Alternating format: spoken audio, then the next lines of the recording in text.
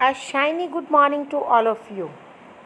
Students, today we will start second fundamental right, and that is right to freedom.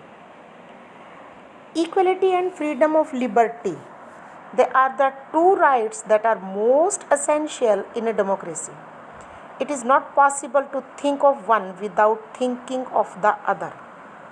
Liberty means freedom of thought, expression, and action. However, it does not mean freedom to do anything that one desires or like. वैसे तो आज़ादी का मतलब है कि उनको सोचने की, बोलने का, कोई भी एक्शन लेने का अधिकार है, लेकिन इसका मतलब ये नहीं है कि जो भी उसके मन में आया, जो भी उसको अच्छा लगता है वो वही करे. If that were to be permitted, then a large number of people will not be able to enjoy their freedom. और अगर किसी को ऐसा करने की आज़ादी मिल गई तो बाकी के बहुत सारे लोग अपनी फ्रीडम को एंजॉय नहीं कर पाएंगे. Therefore, freedoms are defined in such a manner that every person will enjoy her freedom without threatening freedom of others and without endangering the law and other situation. Right to life, the first one is right to life and personal liberty. The foremost right among rights to freedom is the right to life and personal liberty. No citizen can be denied his or her life except by procedure as laid down under the law. Similarly, no one can be denied his or her personal liberty. किसी को right to life से deny नहीं कर सकते और किसी की अपनी पर्सनल लिबर्टी को भी डिनाई नहीं किया जा सकता. That means no one can be arrested without being told the ground for such an arrest. बिना किसी को बताए किसी को भी अरेस्ट नहीं किया जा सकता. And if arrested, the person has the right to defend himself by a lawyer of his choice. Also, it is mandatory, means compulsory, for the police to take that person to the nearest magistrate within 24 hours. और अगर किसी को arrest किया है तो police की duty है कि उसको नज़दीक के न्यायालय में लेके जाया जाए. The magistrate who is not a part of police will decide whether the arrest is justified or not. This right is not just confined to a guarantee against taking away of an individual's life, but has wider application. Various judgments of Supreme Court have expanded the scope of this right. Supreme Court ने अब इस अधिकार को और भी ज़्यादा फैला दिया है. The Supreme Court has ruled that the right also includes, उसने ये बात कह दी है कि इस राइट में क्या शामिल होगा, right to live with human dignity, कि अपने आत्मसम्मान के साथ हम रह सकते हैं, जीवित रह सकते हैं, free from exploitation. The court has held that right to shelter and livelihood is also included. अब कोर्ट ने जो ये राइट टू लाइफ का अधिकार दिया है इसमें उनको शेल्टर का और लाइवलीहुड का भी अधिकार है. Because no person can live without the means of living, that is the means of livelihood. Now, for that, what preventive detention one can take? Ordinarily, a person would be arrested after he or she has reportedly committed some offense. कि वैसे तो आमतौर पर एक आदमी को तभी arrest किया जाता है जब उसने कोई क्राइम, कोई ऑफेंस किया हो. हाउएवर, लेकिन कभी कभी there are exceptions to this. Sometimes a person can be arrested simply out of an apprehension that he और she is likely to engage in unlawful activity.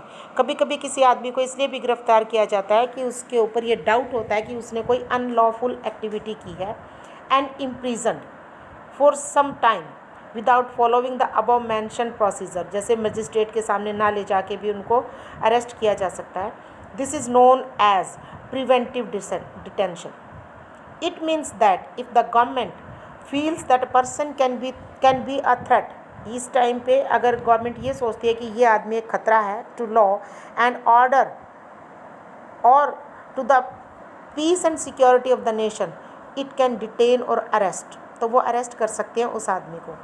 This preventive detention can be extended only for 3 months. After 3 months, such a case is brought before an advisory board for review. On the fact of it, preventive detention looks like an effective tool in the hands of the government. हालांकि ये preventive जो detention है ये ऐसा लगता है जो government के हाथ में कोई अधिकार ऐसा आ गया to deal with anti social element, कि एंटी सोशल एलिमेंट के साथ डील कर सके, और subversive. But this provision has often been misused, लेकिन कभी कभी ये जो इनको अधिकार मिला इसको मिसयूज़ कर लेती है government. Many people think that there must be greater safeguard in this law. इसलिए बहुत सारे लोग सोचते हैं कि इस लॉ में जो ये दिया गया है इसमें कुछ ना कुछ बदलाव किया जाना चाहिए, that it may not be misused again people for reasons other than that which are really justified. In fact there is a clear tension between right to life and personal liberty and the provision for preventive detention. Now, other freedoms which have been given under right to freedom means, you can see that under right to freedom there are some other rights as well. These rights however are not absolute, ये बिल्कुल सबको नहीं मिली हुई है पूरी। Each of these is subject to restrictions imposed by the government. इनके ऊपर government restrictions भी लगा सकती है।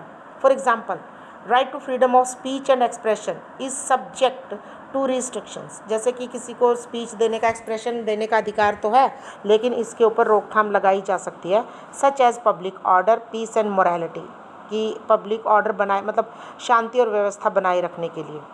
Freedom to assemble to is to be exercise peacefully and without arms, कि असेंबल हो सकते हैं पीसफुली और बिना हथियारों के। The government may impose restrictions in certain areas declaring the assembly of 5 or more persons as lawful. जैसे कि अब लगा हुआ है कोरोना से बचाव के लिए, तो वैसे हमें बाहर जाने का अधिकार है, बिल्कुल घूमने का अधिकार है, लेकिन अब इस सिचुएशन को अवॉइड करने के लिए गवर्नमेंट इस तरह की रिस्ट्रिक्शंस लगा सकती है। Such powers can be easily misused by the administration, लेकिन कभी कभी इसका एडमिनिस्ट्रेशन मिसयूज़ भी कर लेता है। The genuine protest against an act और policy of government by the people may be denied. Now let us see denied permission. अगर इस तरह की बात है तो लोगों को कभी कभी परमिशन भी नहीं मिलती। However, if the people are aware and vigilant in regard to their rights and choose to protest against such acts of administration, such misuse becomes rare. In the Constituent Assembly itself, some members had expressed their dissatisfaction about restrictions on right. Now let's see, there is one quote.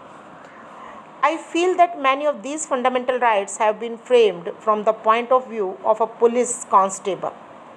You will find that very minimum rights have been conceded and are almost invariably followed by a proviso. Almost every article is followed by a proviso which takes away the right almost completely. What should be our conception of fundamental rights? We want to incorporate everyone to those rights which our people want to get. So these words were spoken by Somnath Lahiri. Okay, now what are rights of accused? अगर कोई accused भी है तो उसको भी अधिकार मिले हुए हैं। क्या हैं उसके अधिकार? Our constitution ensures that persons accused of various offences would also get sufficient protection. We often tend to believe that everyone or anyone who is charged with some offence is guilty. हमें ये तो है ही, मानते हम कि अगर किसी के ऊपर कोई चार्ज लग गया, दोष लग गया, तो वो गिल्टी है, वो दोषी है। However, no one is guilty unless the court has found that person guilty of an offence. So it is also necessary that a person accused of any crime, कि अगर कोई पर्सन को हमने किसी क्राइम का accused मान लिया है, should get adequate opportunity to defend himself or herself. तो उसको पूरा अवसर है कि वो अपने आप का बचाव कर सके। To ensure a fair trial in court, the Constitution has provided 3 rights, कि कोर्ट सही सही डिसीजन ले, इसके लिए कॉन्स्टिट्यूशन ने 3 अधिकार दिए हैं।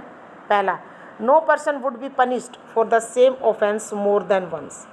अगर एक आदमी ने कोई ऑफेंस, एक अपराध 2 बार कर रखा है एक ही तरीके का, तो उसको पनिशमेंट एक ही बार मिलेगी। No law shall declare any action as illegal from a back date में किसी भी एक्शन को इलीगल नहीं होगा, आज है तो उसके बाद ही होगा. No person shall be asked to give evidence against himself or herself. So these are three rights which have been given by the Constitution for the benefit of accused. So this is all for today, and tomorrow we will be discussing regarding more on freedom of liberty. So this is all for the day. Thank you and have a nice day.